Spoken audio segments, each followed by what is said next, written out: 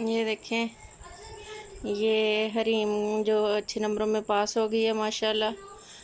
तो इसने अपने बाबा से वादा किया था और वादा लिया था उनसे कि जब मैं अच्छे नंबरों में अगर पास होगी ना तो बाबा आपने मुझे गिफ्ट लेके देना है, टॉय सेट। तो इसने अपने ईद के भी सारे पैसे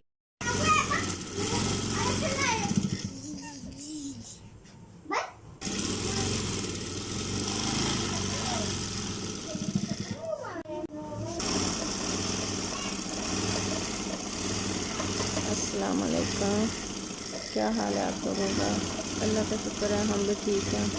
अल्लाह ताला हम सब की हिफाजत फरमाए, हम सब की मुस्लिम साइल दूर फरमाए और हम सबको खैर आफियत से रखे। उम्मीद है कि इंशाल्लाह आप भी ठीक ही होंगे। आज मैं गई थी अपनी बच्चियों के लिए एडमिशन फॉर्म लेने के लिए जामिया स्कूल में। तो फिर उन्होंने कहा कि नहीं अभी मंडे को मिलेगा आपको। वैसे मैंने आप लोगों से ये बात शेयर करनी थी कि जैसे पंजाब के जो देही इलाके हैं ना, वहाँ पे जो ये मीडिया वाले बहुत बातें करते हैं कि वहाँ पे स्कूल नहीं है, वहाँ पे तालीम नहीं है, वहाँ पे लोग अपने बच्चों को पढ़ाते नहीं हैं, वहाँ के मसले हैं। मसले जो इस्लामाबाद रावलपिंडी कैपिटल सिटी है, इंटरनेशनल सिटी है, यहाँ के भी नए मसले आप लोगों को बताती हूँ। तो ये देखें इतना माशाल्लाह ये बहुत खूबसूरत और बड़ा शहर है, लेकिन यहाँ पे ये जो गरीब आवाम है वो कैसे पिसती हैं। ये गवर्नमेंट का स्कूल यहाँ से बहुत दूर है, प्राइवेट स्कूल जगह जगह पे हैं और बहुत नज़दीक भी हैं, हर तरफ ही हैं। लेकिन हम लोग वैसे जिस तरफ रहते हैं वहाँ पे भी मुस्लिम स्कूल बहुत कम है और गवर्नमेंट का स्कूल तो है ही नहीं ना कोई भी नज़दीक। तो इतनी दूर जाना पड़ता है गवर्नमेंट स्कूलों के लिए, मिलते कर के खप के इतने हाई टेस्ट दे के फिर जाके कई बच्चों को एडमिशन मिलता है। तो उसके लिए भी इतने मसले मसाइल। अभी पूरा 1 साल हम लोग मेरी बच्चियाँ जाती रही हैं इस्लामाबाद बसों पे, जो आए रोज़ कभी धरने हो रहे हैं, कभी हड़तालें हो रही हैं, कभी कोविड हो रहा है जिसकी वजह से सारा साल छुट्टियाँ हुई रही। तो जिसकी वजह से बच्चों की पढ़ाई अलग डिस्टर्ब और इवनिंग की क्लासेस थी, सारा दिन बच्चे घर से बाहर ही रहते थे बेचारे। मैं सुबह 10:30 बजे जाती थी, रात को 7:30 बजे आती थी। सर्दियों में इतनी मुसीबत होती थी। जामिया उधर शायद नज़दीक हो के चले वहाँ बच्चा इतनी छुट्टियाँ नहीं करनी पड़ेंगी, लेकिन वो भी हमारे पास से इतनी दूर है कि इतनी दूर है। आज मैं गई थी अपनी हरीम को लेके साथ, लेकिन हम लोग थक गए, बगैर टैक्सी के नहीं जा सकते, या टैक्सी लें या रिक्शा लें। हम लोग जाते हुए टैक्सी पे गए थे और आते हुए वापसी पे रिक्शे पे गए हैं, लेकिन पुल के पास ही उतारा था तो फिर भी इतने हमारे पैसे लग गए। तो फिर बाकी का हम पैदल चल के आए। तो इतने बड़े बड़े भारी बैग पुल क्रॉस करने के लिए उठा के जाना पड़ता है। तो प्राइवेट स्कूलों की इतनी ज़्यादा फ़ीसें हैं, तो जो बेचारे गरीब लोग हैं जो किरायों के घरों पे रहते हैं, वो उन लोगों के लिए इतनी मुश्किल और मुसीबत है ना, तालीम हासिल करना अलग और बाकी जो चीज़ें हैं वो अलग। इतनी महंगाई है, इतनी ज़्यादा महंगाई है कि कोई बेचारे लोग सोचते हैं कि खाएं क्या और बचाएं क्या और कैसे अपने खर्चे पूरे करें। और घी अलग इतना महंगा और हर चीज़ इतनी महंगी है। अब इतनी प्यास लगी थी कि हरीम कहती है मम्मा मैंने ऐसे जाना ही नहीं है, मुझे चीज़ लेके दे। मैं इतनी दूर गई थी आपके साथ, गर्मी में थक गई थी, मुझे साथ लेके आप गई थी, तो आप मुझे कोई ना कोई चीज़ लेके दें। इधर आके फिर उसने जूस लिया और लेज़ ली, तो फिर मुझे आगे घर आने दिया। मैंने सोचा कि अगर इसने लिया तो जब जाएंगे घर तो पीछे अंस और फंसी भी बहुत रोएंगे, वो कहेंगे हरीम को लेके दिया आपने चीज़ और हमें क्यों नहीं लेके दी। फिर उनको भी लेके दी है। और इनको ये मुसीबत है कि फ्रूट खाते हुए इनको तकलीफ़ होती है और इस तरह की चीज़ें जितनी मर्ज़ी खिला लो। और ये सारे बच्चों के मसले हैं, जाके स्कूलों में देखते हैं दूसरे बच्चों को खाते हुए, बेशक माँ बाप के पास पैसा हो या ना हो, ले ये तंग करके तो फिर ले लेते हैं इस तरह की चीज़ें। मैंने आपसे कहना था कि मेरे चैनल को सब्सक्राइब कर दिया करें, जो लोग जो नए देखते हैं वो, और मेरी वीडियो को भी लाइक और शेयर कर दिया करें। हमने भी एक कोशिश जो शुरू की है, आप लोग हमारा साथ दें ताकि अगर अल्लाह ताला से तवक्को रख के कोई काम बंदा शुरू करता है तो अपने बहन भाइयों का साथ दिया करें, हेल्प किया करें साथ। घर आई थी तो फिर आके मैंने सिलाई मशीन पे बैठ के ये काम शुरू कर दिया घर के इतने सारे काम होते हैं, ख़त्म ही नहीं होते। तो फिर साथ साथ बच्चों को भी देखना, घर के काम भी करने, साथ हर काम खुद ही करना। इंसान कोशिश करता है कि घर से बाहर जाके हम नहीं अगर कुछ कर सकते तो चलें, किसी तरह से हम घर बैठ के कोशिश करें जिससे हमारे हालात बेहतर हो जाएं। तो आप लोगों से गुजारिश है कि प्लीज़ आप लोग साथ दिया करें।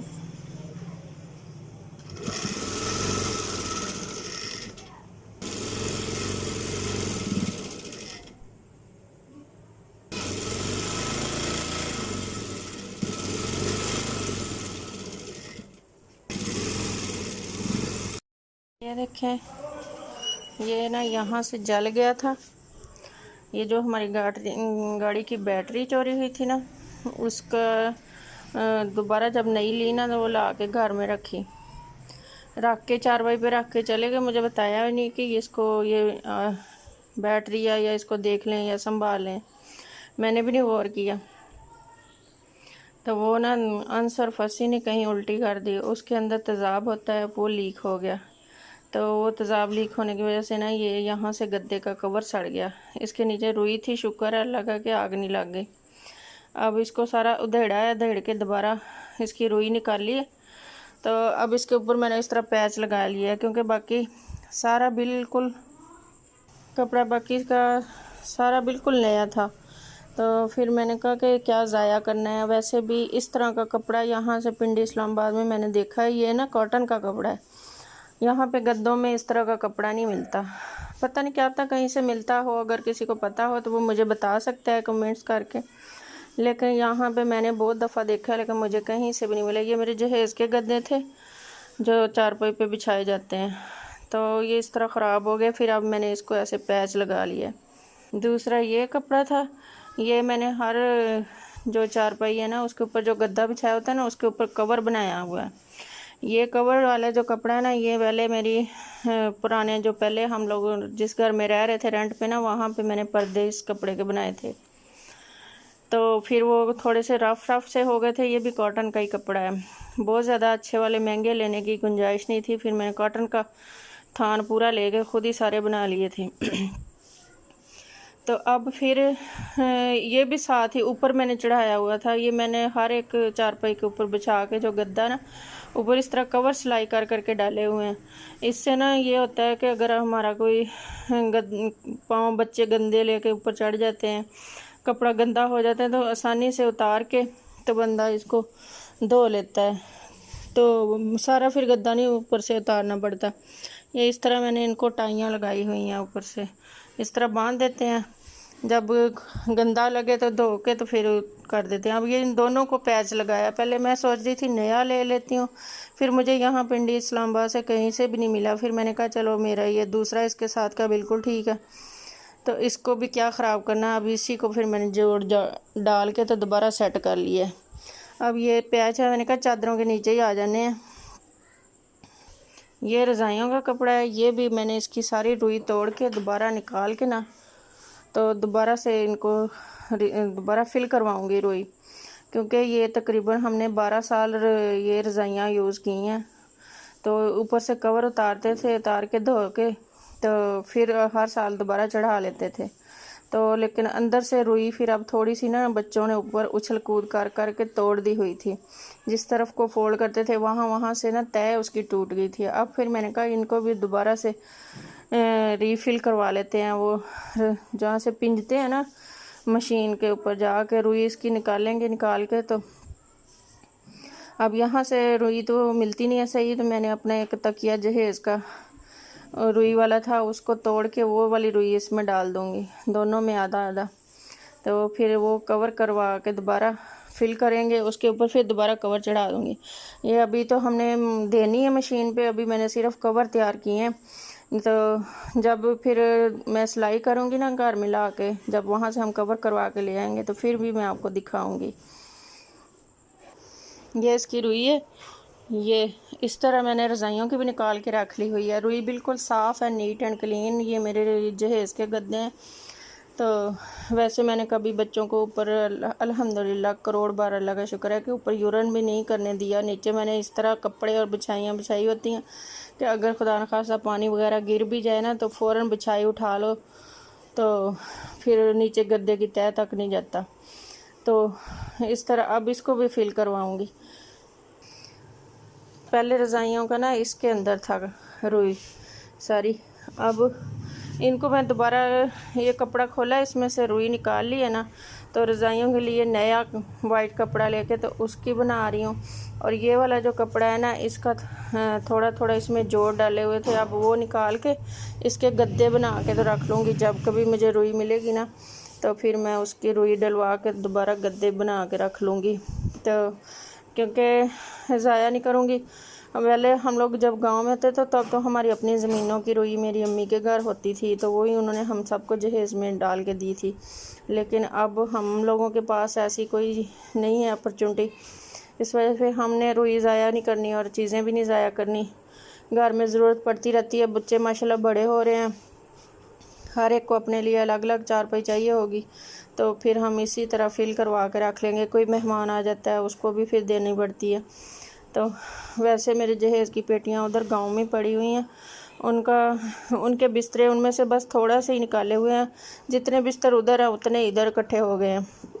तो लेकिन ये है कि अब यहाँ पे ज़्यादा ज़रूरत पड़ती है, यहाँ पे हम लोग रहते हैं, कोई आ जाए मेहमान फिर भी ज़रूरत पड़ती है। ये मेरी सिलाई मशीन भी मेरे जहेज़ की है, अल्लाह का करोड़ बार शुक्र है कि बहुत अच्छी है। और इस पे मैंने अपने जहेज़ के भी सारे कपड़े सिलाई किए थे, अपनी रज़ाइयाँ गद्दे सब कुछ खुद सिलाई किया था। अब फिर मैं जो भी काम करना था अपने बच्चों का, कोई उधड़ा हुआ कपड़ा हो, किसी की शलवार छोटी करनी, किसी की लंबी करनी है, कोई रेडीमेड सूट ले लो तो उसके बाजू जोड़ने, सब कुछ मैं खुद ही अपना करती हूँ। तो जिस दिन अभी तो मैं ये सिलाइयाँ कर रही हूँ, जिस दिन फिर हम लोग मशीन से दे के वापस लेके आएंगे फिर मैं खुद उनको सिलाई करके रखूँगी। अभी मौसम सही है ना, तो तेज़ धूप है, धूप में रुई भी सही तरह सूख गई है। तो वैसे पहले टाइम भी नहीं मिला था, मौसम जब ठीक था तब भी सर्दियाँ ख़त्म हुई थी ना, वैसे इकट्ठी करके रख ली थी। लेकिन अब सारों के कवर उतार के धोए हैं, धो के तो फिर इनको दोबारा सेट करवा रहे हैं। तो फिर जब मैं कवर करूँगी जब, तो फिर भी मैं आप लोगों को दिखाऊँगी। ये गांव वाले तो सब लोग माशाल्लाह इतने अक्लमंद होते हैं, उनको तो हर चीज़ के तोड़ जोड़ का पता होता है। माशाल्लाह गांव के लोग ऐसे बहुत ही हुनरमंद और सलीके वाले होते हैं, उनको हर चीज़ का पता होता है कि किस चीज़ को किधर से कैसे करना है।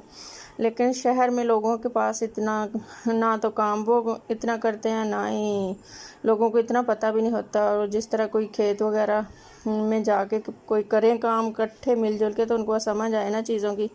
मैं तो अक्सर सोचती होती हूँ कि मेरे बच्चों को तो किसी चीज़ का पता ही नहीं होगा, खेत कैसे होते हैं, फसलें कैसे बोई जाती हैं, सब्जियाँ किधर से आती हैं। हालांकि वैसे हम लेके जाते हैं लेकिन फिर भी नहीं उनको पता चलता, जानवरों का भी नहीं समझ आती। लेकिन हम लोग वैसे दिखाते हैं क्योंकि मुझे अपना गांव बहुत पसंद है।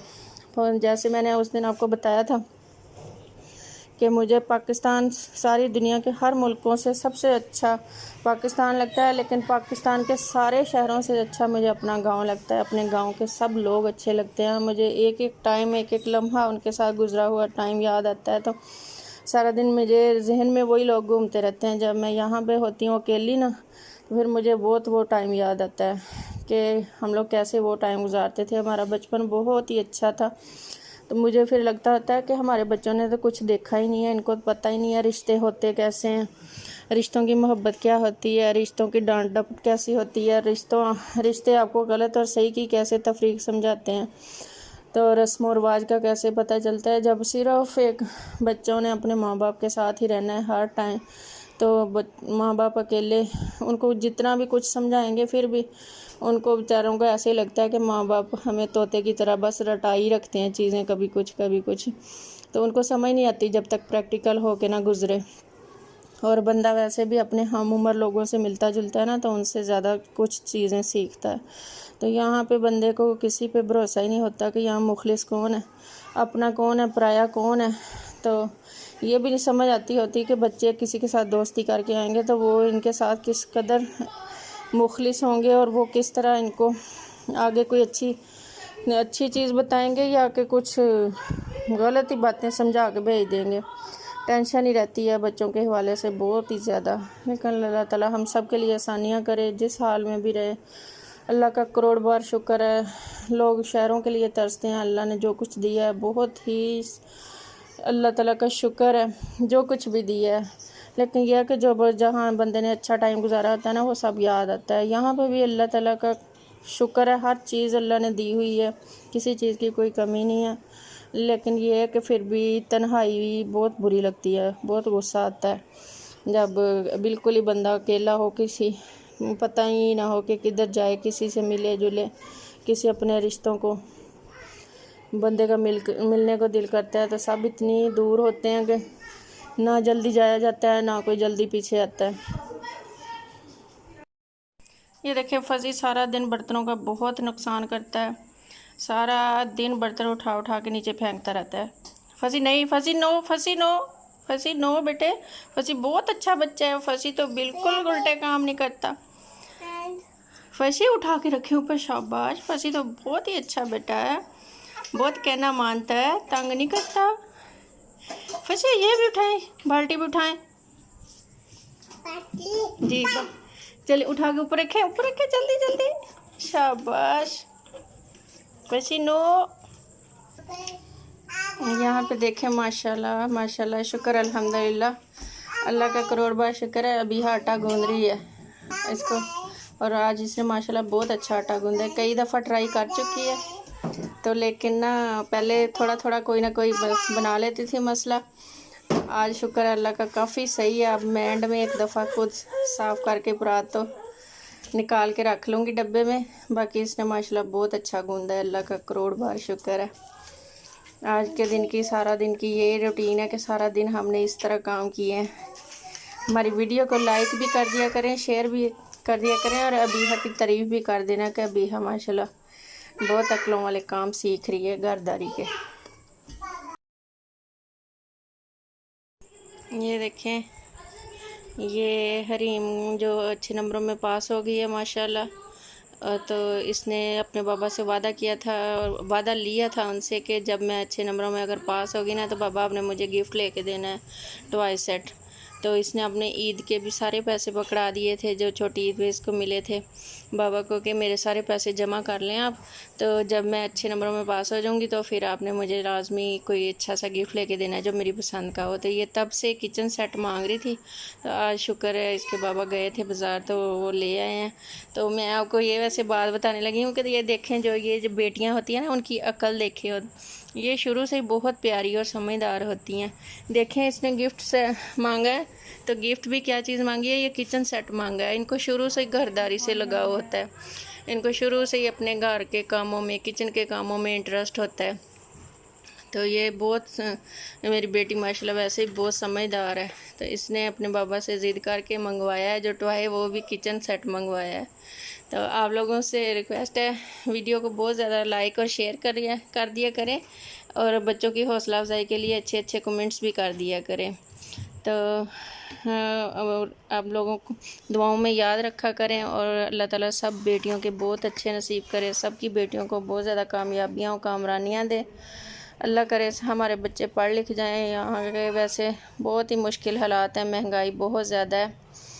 तो बस अल्लाह करे हमारे मुल्क पे अमन सलामती और खुशहाली आ जाए, तो हमारे लिए भी आसानियाँ हो जाएं, और हमारे मुल्क के जो वज़ीर आज़म हैं उनको भी अल्लाह ताला कोई सही रास्ते पे चलने की तौफीक अता फरमाए। आमीन सुम्मा आमीन। दुआओं में याद रखिएगा मेरी तरफ़ से। अल्लाह हाफिज़। हरीम साहब को बाय बाय कर रही है। मिलते हैं फिर किसी नई वीडियो में। ओके, अल्लाह आप सब की हिफाजत फरमाए।